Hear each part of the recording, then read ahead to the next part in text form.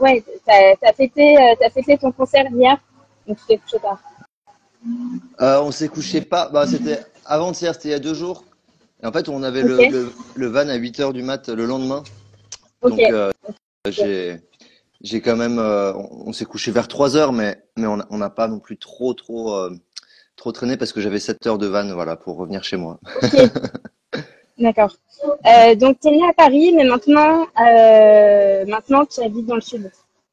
Ouais, à Valence. Voilà, je peux vous montrer Ok. hein, par la fenêtre. Alors, ce qui est génial, c'est que chez moi, on voit l'Ardèche. Voilà. Ah, génial. Mais là-bas, mais en fait, là, il y a du brouillard, donc on voit pas très bien. Mais normalement, j'habite juste en face de l'Ardèche. Ok.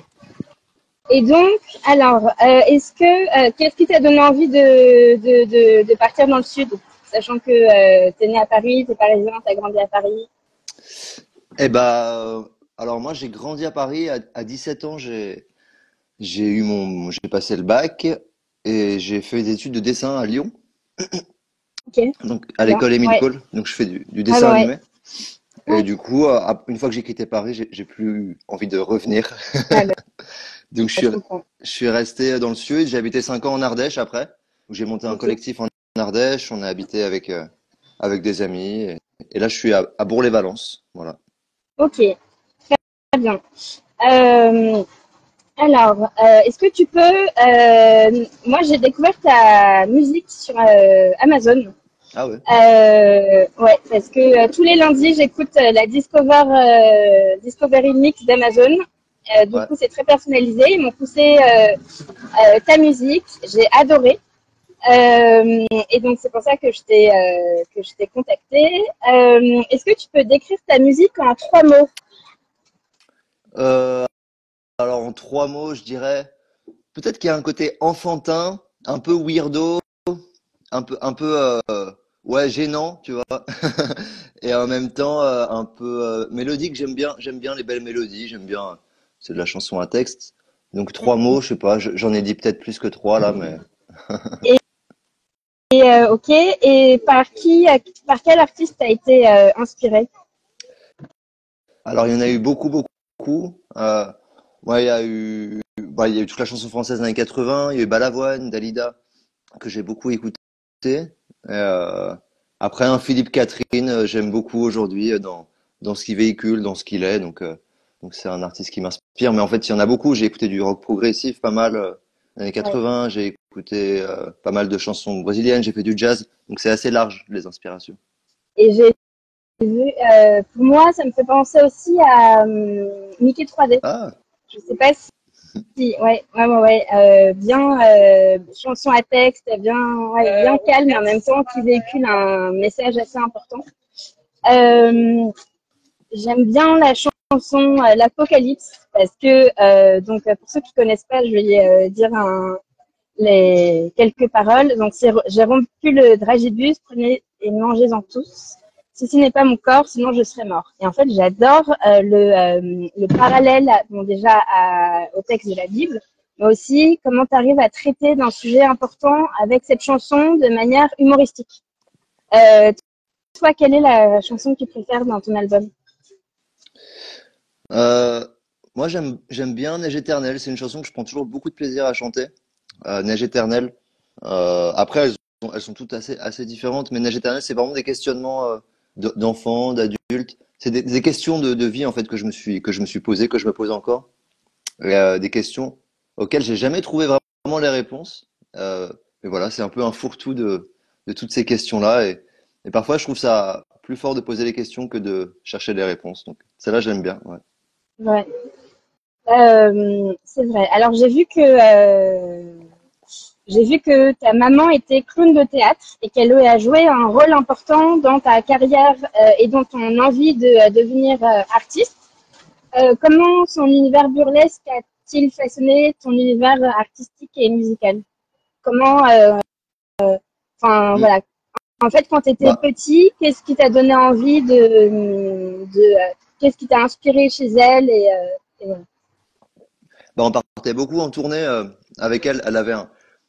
Ma mère est clown et elle avait un spectacle de clown plutôt adulte. C'était même parfois un peu trash, parfois proche du bouffon. Donc il y avait il y avait du ketchup qui sortait des seins, il y avait un ventre énorme et des saucisses, tout ça. C'était presque trash.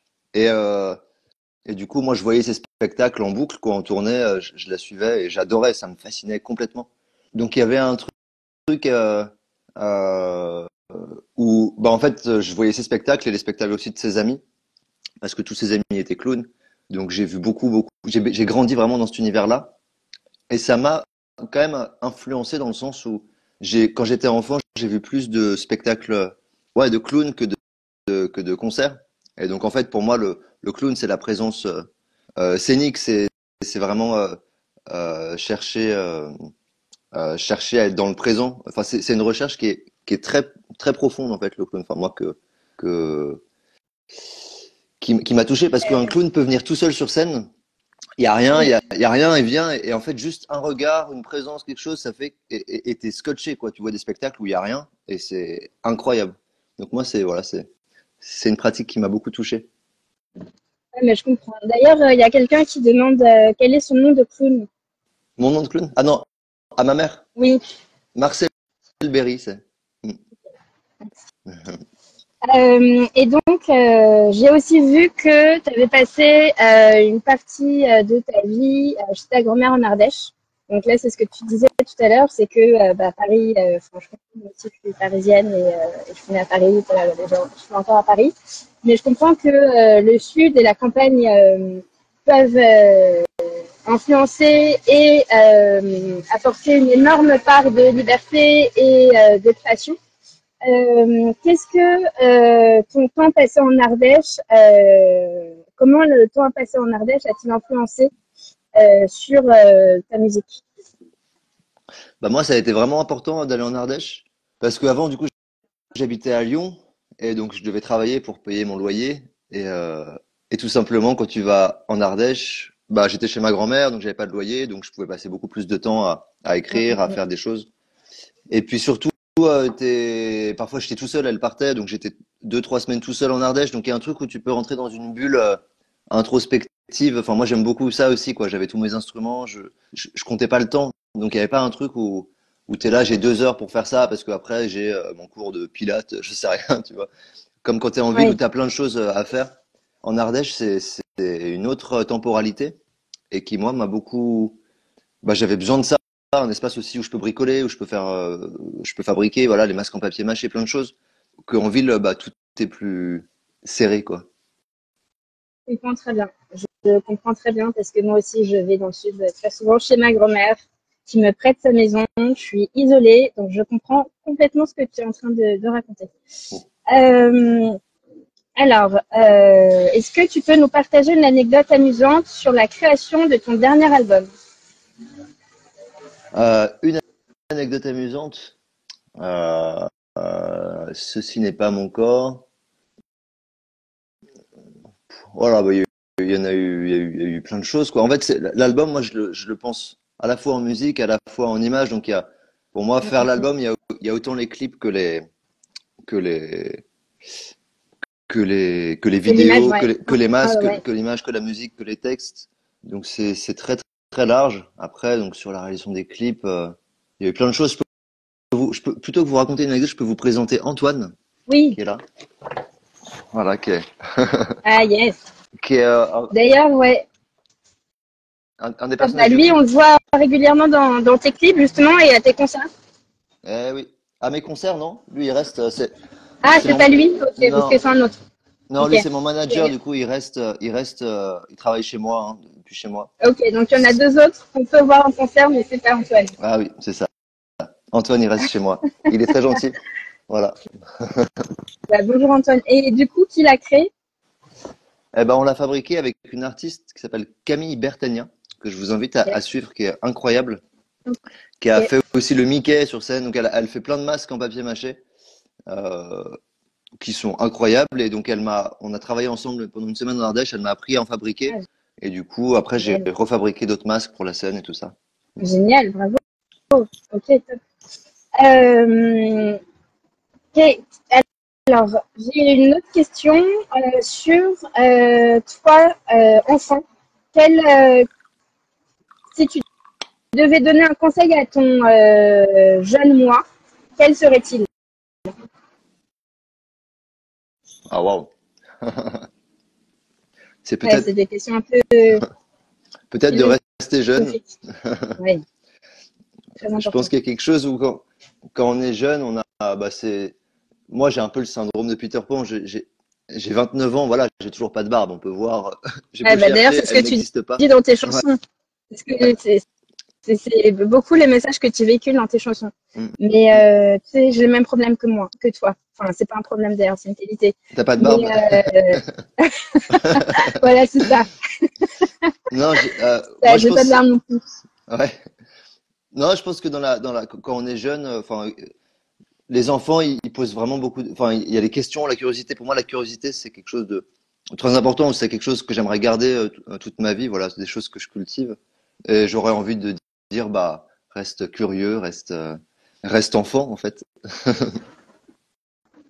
Ok. Et qu'est-ce que tu veux, dans ça, c'était à ton jeune moi, et toi, qu'est-ce que tu veux, quel message veux-tu véhiculer à ton public?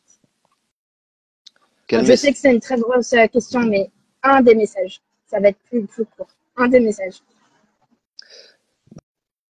Bah, j'aurais tendance à vouloir en véhiculer plus qu'un, Ok, bah, alors vas-y. justement, parce Pour que l'instant, il y a pas mal de thèmes que j'aborde dans les ouais. chansons. Et le thème de la masculinité, il est très présent. Il revient Mhm. souvent. Euh, euh, Parce que c'est un thème d'actualité. Je pense que c'est un thème dont il faut vraiment parler, décloisonner en fait tout ce qu'on a construit autour de notre considération de nous par rapport à notre genre, garçon. Je veux dire, c'est vrai qu'on on a tellement de choses à déconstruire à ce niveau-là que je pense que c'est hyper important d'en parler. Et puis moi, j'ai grandi, on m'a toujours pris pour une petite fille dans la rue. Ouais. Et même encore à 27 ans, ça m'arrivait à la boulangerie qu'on m'appelle madame et tout ça. Et c'est un truc, Ah. quand j'étais petit, ça m'a vraiment... j'aimais pas. Il y a un truc, Mhm. ça me gênait profondément. Et en fait, au fur et à mesure, j'ai commencé à m'en amuser, à l'accepter totalement. Et maintenant, c'est quelque chose qui me plaît parce que c'est ambigu. Et puis, je me suis toujours construit un peu dans cette, euh, dans cet entre-deux où en fait, j'ai aussi beaucoup de, de part de ce qu'on pourra appeler une partie féminine, où bah, j'ai des cousines, j'ai une sœur et j'aime bien explorer aussi tout ce qui est censé ne pas être chez les garçons, mais chez les filles. Donc c'est un thème qui est très présent, mais j'ai pas envie mon projet, j'ai pas envie qu'il soit autour de ça, parce que il y a, enfin, j'ai envie d'en parler, j'en parle, mais j'ai pas envie que ce soit le thème de mon projet, parce il y a plein de choses dont je parle. Il y a l'enfance, l'adolescence, il y a l'idée de fin du monde, parce qu'on est quand même dans une société euh, qui parle beaucoup de ça. C'est quelque chose, voilà, c'est un vrai sujet aujourd'hui, la fin du monde, la fin d'une société, d'une manière de faire, et voilà, la ruralité. Enfin, il y a plein de sujets en fait qui me, qui me plaisent et dont j'ai envie de parler. Et donc, toi qui parles, enfin, je comprends qu'il y a plusieurs sujets, mais je vais reprendre le premier, la masculinité. Comment t'en as fait une force? Parce que bravo, franchement, faut être mature pour en faire une force. Comment t'as fait pour ton côté féminin, qui est pour moi une qualité, comment tu as fait pour... parce que je pense que, comme tu dis, quand tu étais petit, tu as beaucoup été perturbé par ça. Mais comment tu as fait pour faire en sorte que ça devienne une force? Eh ben, je pense que c'est un peu le jour où j'ai accepté que j'aurais jamais de barbe. Je crois donc c'est vers 19-20 ans. J'avais tous mes copains qui avaient des barbes et tout. J'étais là, ouais, ils sont trop stylés, c'est des vrais gars et tout. Et puis moi, j'avais rien. Et en fait, je me suis dit à ce moment-là, mais en fait, j'en aurais peut-être jamais. Et tu vois, c'est vrai que 10 ans plus tard, j'en ai toujours pas. Et, euh, et je pense que le jour où j'ai accepté que j'en aurais plus, bah en fait, il y a une pression qui s'est relâchée en mode, bah ouais, en fait, j'ai pas de barbe et c'est cool. Et, euh, et voilà. Ouais, Et puis il y avait ça. Il y avait le fait que voilà, avec mes cousines, on se déguisait souvent en fille. Enfin moi, elle me déguisait en fille pendant toute mon enfance. C'est un truc où quand je me suis découvert, voilà, habillé en fille, rouge à lèvres, enfin en fille, en ce qu'on appelle être ouais, bien déguisé ou costumé en fille. sûr. Et, euh, et ça, je l'ai découvert très tôt. Il y a quelque chose de fascinant de se dire en fait, qui suis-je? Il y a quelque chose où aujourd'hui j'assume totalement être j'arrive même pas à dire homme. Je sais pas si je suis un homme. Je suis un garçon en tout cas. Euh, mais mais Non, mais je bravo. l'assume totalement. Mais ouais. Et Mais dans ce en tout que cas, c'est. non, Pardon, vas-y, vas-y, dis. Pardon. vas-y. Non, dis-moi. Non, en tout cas, bravo parce que tu as réussi à en faire une force et enfin, t'as réussi à devenir un artiste hyper talentueux. D'ailleurs, donc là, tu as sorti Ceci est mon corps, comme premier album. Est-ce que tu réfléchis déjà à un deuxième album? Ceci n'est pas mon corps. Pardon, Ceci n'est pas Ceci mon n'est pas corps. mon corps. Et deuxième album, bien sûr, bah ouais, ouais. Bah il est presque écrit, hein. Il, a mo- il est quasiment fini en fait le deuxième. Alors il faut pas le dire, mais ouais, ouais, il va. Il y a un album qui est en route déjà. C'est une réservation qui va arriver. Ok. Ok, parfait. Donc désolé. Ok, donc excuse-moi, tu disais quoi? Le deuxième album, il est déjà en cours, c'est ça? Ouais, ouais, ouais, il faut. Mais ça, il faut pas le dire encore. Je sais pas Oh, pourquoi je le dis. ah, C'est zut. encore un secret. Alors gardez ça vraiment secret pour vous. Mais Aïe, ouais, aïe, ouais. aïe. Et donc du coup, il sortira bientôt. Ah, ça, je peux pas dire. Ok, Ça, je peux pas bah, dire. très bien, Et, en parfait. fait, je peux pas dire parce que je sais pas encore. Mais, Ok, euh, mais oui, j'écris. Là, en ce moment, j'écris. Je retourne un peu en écriture, en travail, en parallèle de la scène.